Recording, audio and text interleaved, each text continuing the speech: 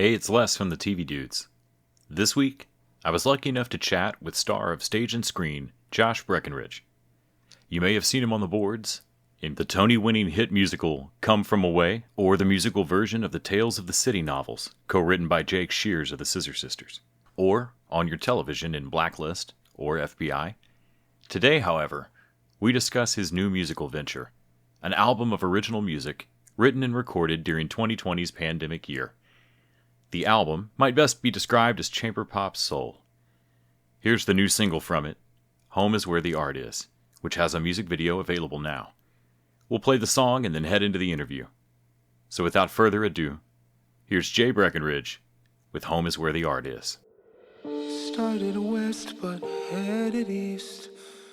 Thought it best to wet my feet. Starry dreams I'd yet to reach. Home is where the art is. Came from palms and waves and sand. Came to subways, street meet stands. Change of pace and facing plans. Home is where the art is. Solo is the mode I'm in. Longing for the road I've driven round and round before. Was I wrong for wanting more? One foot's planted firmly on an island. I have learned to be my home, away from all that I have known. Inching towards the world I knew, the other half of me pursues the life I left behind. Have I been blind to find that home is where the art is?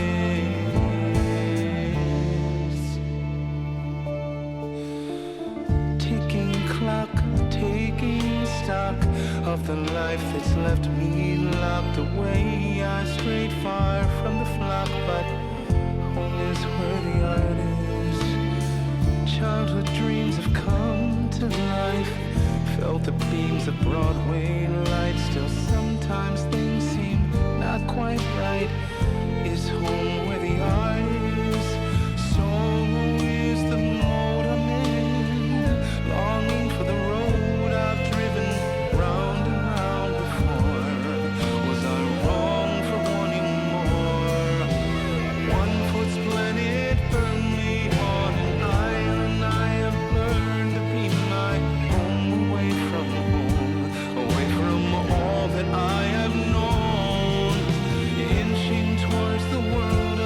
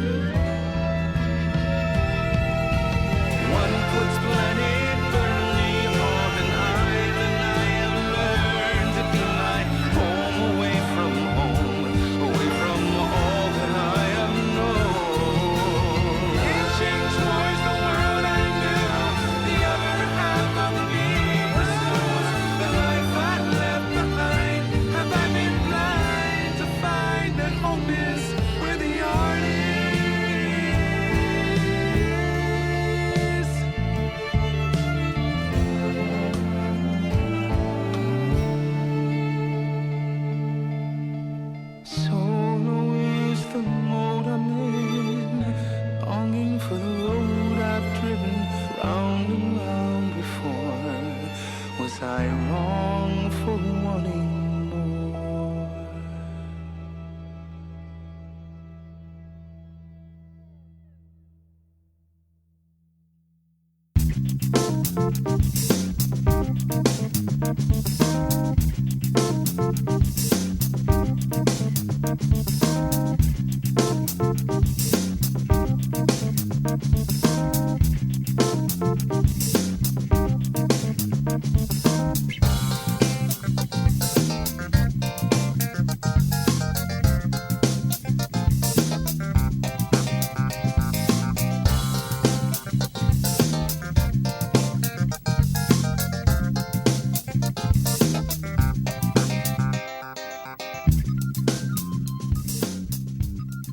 Hey, Josh. How are you?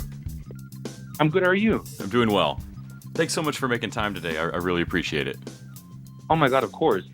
In reading about how you kind of came about doing the album, there's always different, I don't know, time needed for different creative projects. I feel like sometimes when you're in creative pursuits, you fall into this like, well, all right, we're putting on a play, so we're rehearsing this play, or we're rehearsing this production, and that's a different mode than that gestation period. I feel like people who maybe don't do creative pursuits see it in bands a lot, where they had 17 years to write their first album, and then they wrote the second one on the road that year.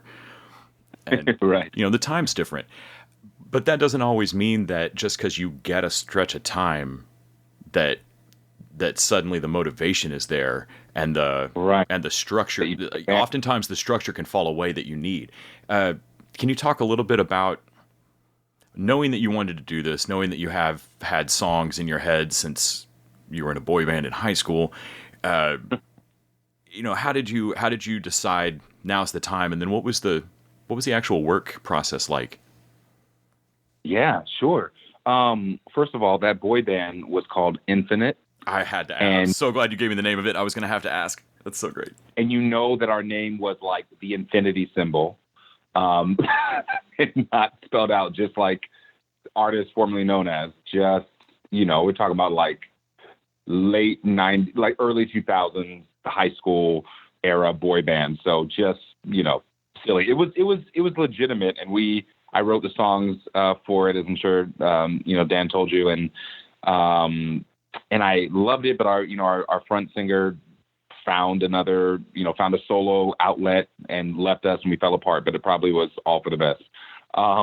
But yeah, this moment in time, this Rona chapter in all of our lives, that as unfortunate and horrific as it's been, it has been such a I don't want to say that the coronavirus has not been a godsend to anybody, but this time has been just the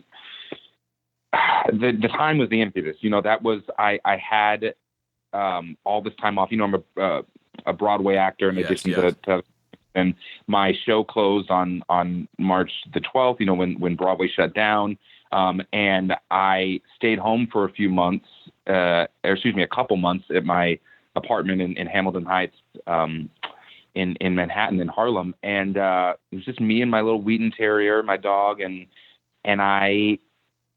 it just started pouring out of me. The music started coming out. For whatever reason, I actually did find that motivation that you were mentioning before, it could be lacking in people. I for some reason, a fire was lit, and I was like, first of all, I'm very much a type A, personality. I cannot sit still. So I don't think being a couch potato and binge watching, although I did do that, my share of that, I don't think that was written in the cards for me for this entire time off. So I had to do something. So it was either pursue my dreams of doing some interior design, which I love. And, I've done friends' places and this and that, but I was thinking of going back to school, or pursue the music. And I guess the music chose me, because I started putting the pen to the page, and the stuff just kept flowing out. And then strangely enough, as individual as all the songs are on the record, there's 12 songs, they do all kind of revolve around this energy of thoughts and shades and colors of emotions that come about in isolation. Whether it's pondering about, life's mistakes, or the road, the road less traveled, the road that I didn't take, failed relationships. There's a song about my dog, actually, and some knowledge that I've gained from him unknowingly, and family, and most of all, the monotonous nature of the whole pandemic. Hence the name, the album title, Monotony. Mm-hmm. There's a title track called Monotony. So yeah, it all kind of came together. I wrote like about 15 songs in 2 months. So I was off like March, and the remainder of March, after March 12th, when Broadway was shut down, April, and maybe a little bit into May, I just kept writing and writing. I play ukulele and had started to learn guitar during the pandemic, and I wrote everything on my uke.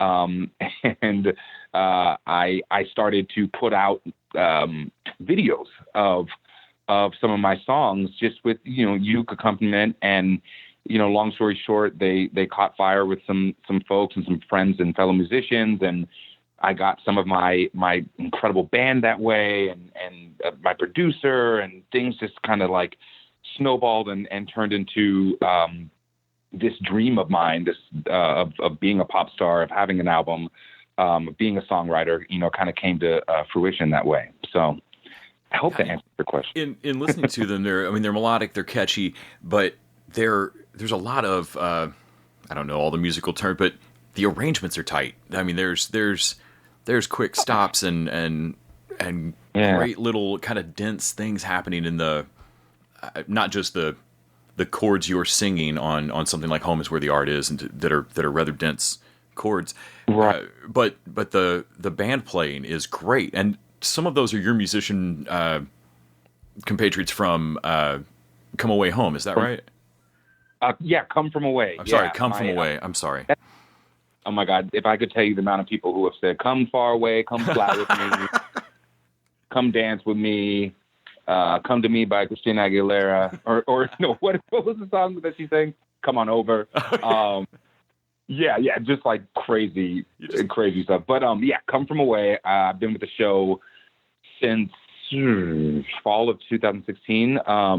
And yeah, Alec Berlin, Chris Ranney, Mad Swift, Carl Carter, and I think that's. I'm sorry if I forgot somebody, but that's I was able to dig from that pool of incredible musicians. All these people are not only incredible, consistently working Broadway musicians. They all have their own music, their own aspirations and records and separate music gigs going on. So I knew that there would be a great resource. I love their work. And my music producer, James Frazee, he was able to round up the rest of the band. And what's funny actually is that I said those first 2 months I worked on the album, and I Home Is Where the Art Is. It's funny you should mention that song, all about the road that I took, and did I make the right choice making home where the art is, and not where where my roots are. That writing that song kind of spurred me to say, forget this. What am I doing? I don't know how long this pandemic's going to last. In fact, it's been over 14 months now, and since my show was shut down. And so I was like, I got to get the heck out of here. So I closed up shop, got a subletter, and moved myself to California, and I stayed in my parents' RV, and I recorded about half of the album in my parents' motorhome, in their RV. Now, when I say RV, I'm talking about like a tour bus, Yeah, but still, huge. That's amazing. That sounds fantastic. Yeah, it was awesome. I literally was like, man, I need to just, because as an actor, you do. Beyond TV and film, of course, there's voiceover, there's all kinds of opportunities for work, and it behooved. I knew that it would behoove me to get the equipment that I've always been putting off, for monetary reasons, space, all that. And so I had the space I literally went on bnh.com, shameless plug, and was able to buy everything. I got my mics, my monitors, my every piece of equipment that I needed to make the music I got. And basically, I just sent my tracks over to James, my music producer. We worked remotely. He would send, we got a bass and drums on the foundation. Then we sent out the music to the other musicians. I verbalized what I wanted. Sometimes gave like specific, sound bites of me on the ukulele, and then they'd send in, their magic. We put it all together, and then I was able to come out for, I'm assuming we'll get to this topic. This is called the TV Dudes.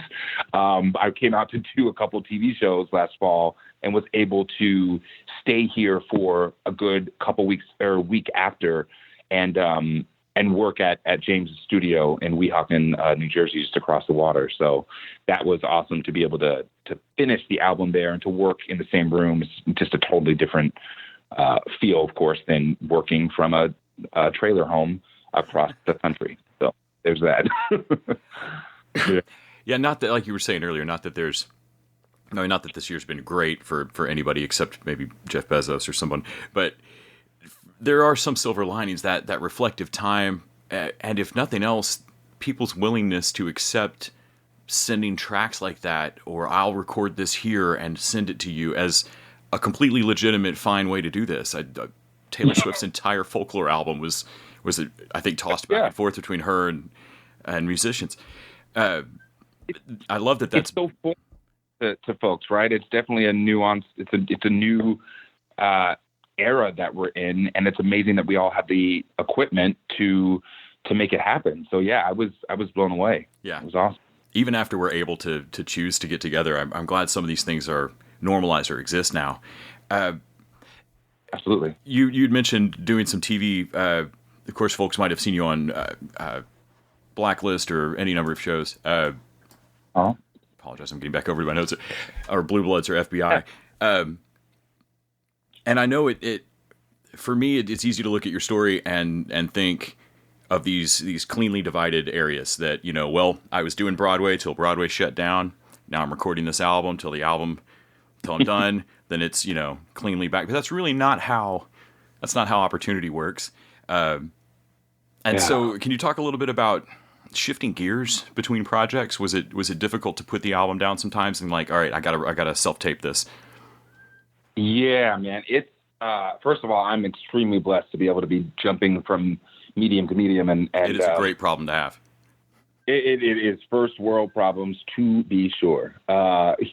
And actually, as I speak, I'm doing a little hush hush project right now. I think like when this interview comes out, it will still not be announced, but I'm in a bubble right now for work, filming something, and so it's busy, man, and I'm so grateful for it. Yeah, it's been tricky. The freedom that I had at the onset of the pandemic, just sitting in my apartment and writing, that was great. I also got coronavirus very early on.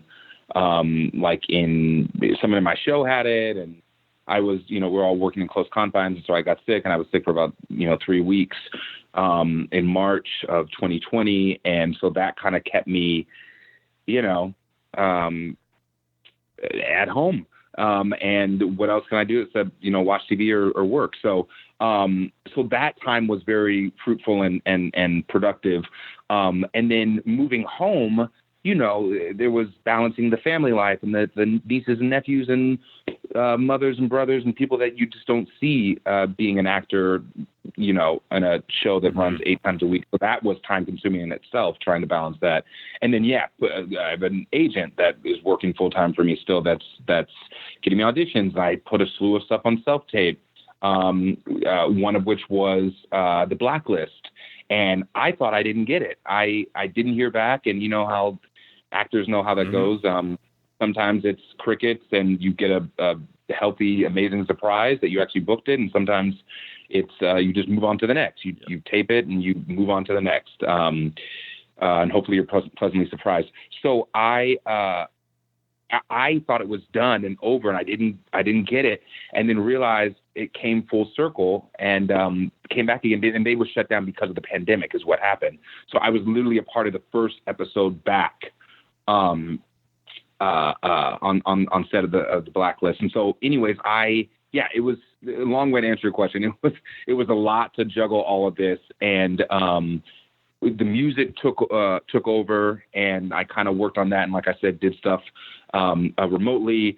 And when I got the TV gig, what was great was that I didn't want to come. There was still a moment where things were on hold because of this newness of the pandemic. There was this new part of the procedure where they had to have backups. They had to have like 3 people, which I think they're still doing, 3 people that they want for the role.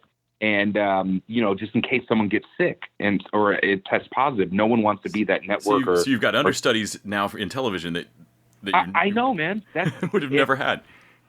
It's crazy. And so that, my agent was like, Josh, it's basically yours, but there's 2 other guys in the mix, and I don't know what number you are, but they make it seem like you're number 1. And so I'm like, man, I don't know if that's, he was telling me don't come out to New York only to be, possibly let down.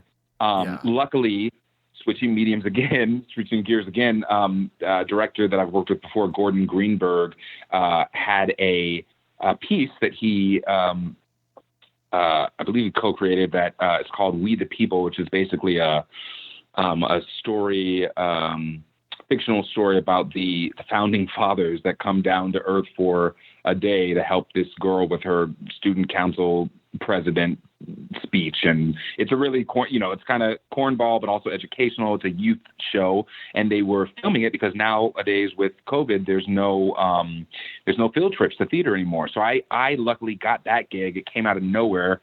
Gordon offered it to me, and I said, heck yes. And it's perfectly timed. So that flew me out to New York. And so it gave me reason and incentive to be out in New York just in case the Blacklist thing came through. So it did come through. I was part of one of the first theater experiences to come back, because we performed We the People in a theater, but it was also filmed for it was a joint equity and SAG gig, both unions. And so that was awesome. And so then whilst being here and in a bubble and working outside in the tent and all this stuff with We the People, I heard I got Blacklist. That came right after that. And then after Blacklist was done, I was like, what the heck? I'm already here. I've recorded half the album. Let's do the rest. And so James and I worked really diligently to at a studio, Hobo Studio in Weehawken, worked on the album. Again, shifting gears again, I auditioned for Blue Bloods during all that time when I was recording the album. And I was happy to say that I booked that, which was awesome. And so that came shortly after Blacklist. And then I I finished the album, went back to California, and got to watch the show's, premiere with my family, which was awesome. So it really was a blessing. And then from there, it was just all about getting a marketing manager, getting a publicist, Dan Fortune, who's incredible. And my whole team is awesome. And it was all about doing the post work, getting the marketing campaign figured out, sync work, everything that a musician focuses on to get their sound out there, their name out there. And it's been great. My 3rd single is out now, Home is Where the Art Is. My 4th is coming out in mid-May, and the album's going to drop on May 28th. So I am busy. I was about to say, happy. Man, your year stuck at home where you wrote an album is the busiest, craziest time. Oh my God. And I'm due in like 6 months. It's insane, man. Kidding. You're like, what? I was like, man, wait, you buried the lead on this. We should have opened the interview with that. I know, right? There's a little more to talk about here. Trying to think of the most insane thing to tack on to all that. No, it's really been really awesome. I'm so blessed and so fortunate and grateful for that. So yeah, the plan now is to finish out this gig that I'm doing right now, and then record the fourth and last music video here in New York in mid-May. And then I'll go back home to California to kind of, my mom's a teacher. I have nieces and nephews. They're all going to be out of school in the summer. So the plan is to, go camping, do all the fun family stuff before I move out here in midsummer, move back to New York for good. So that's my story right now. It's been a whirlwind of a year, and I'm grateful, and I got to work with a lot of awesome people, especially on the shows. Yeah. So, just kind of one last question. When you look back to the way you wrote songs in the early 2000s in high school, and then the gap in between where you've gotten to work with Jake Shears from Scissor Sisters or Loudon Wainwright, I'm sorry, James worked with them, but all of the amazing musicians that you've been on the boards with, that you've worked with, do you feel like your songwriting has changed? Do you have different things pop into your mind that you're like, oh yeah, that was a really great lesson I picked up? Oh, absolutely. I mean, all of the, like you said, like Jake Shears, David Bryan of Bon Jovi, like Huey Lewis, like some amazing people I've gotten a chance to work with have been huge influences in storytelling as a musician. And then just the acting, you got to know that I went to school for theater 4 years, and a lot happened since I was 16 writing songs in a boy band to now. Post college, been in the city for about, like 14 years. So I've garnered a lot more of a skill set, since I started writing. And yeah, of course that's going to change things. That's going to inform me. And I'm also a grown man now. I'm not talking about, bubblegum pop stuff anymore. I'm talking about real life issues. And in fact, I know you got a chance to, thank you for listening to the record or some of the songs. There's a lot of like adult, mature subject matter. There's fun stuff as well, but my dad passed a couple years ago, and there's a song about our last 6 minutes together on the phone, 3 days before he died. Which is probably like the saddest thing on the album, but there's a lot more joyous stuff as well. But there's also songs about self-love and demanding the love of another, and the monotony of the moment. And there's a couple ex-lover songs, and song about depression, anxiety. There's a lot of like adult topics that I really hope that not only people in my age group, but folks younger and older can relate to. A lot of universal human topics and subject matter on the album that I, with a catchy beat, connected to each one. So I hope that people really, really enjoy the record. I'm really excited to get it out there. I think they will. And we're going to play Home is Where the Art Is during the interview, so folks can hear it and go check you out on Instagram and on all the socials. And you said the entire album is dropping late May, is it? Yeah, May 28th, the whole album will be out. The shortest cut to all of this is j-breckenridge.com, my website, j.breckenridge.music on Instagram, j.breckenridge music on Facebook. I'm all over the place. And actually, the music video for Home is Where the Art Is coming out on, 2 days. Yes. I'll be releasing this, I think, this Friday. So yeah, that should be out. Yeah. Oh, yay! Oh, perfect. Yeah, so folks can go watch it right after this. Exactly.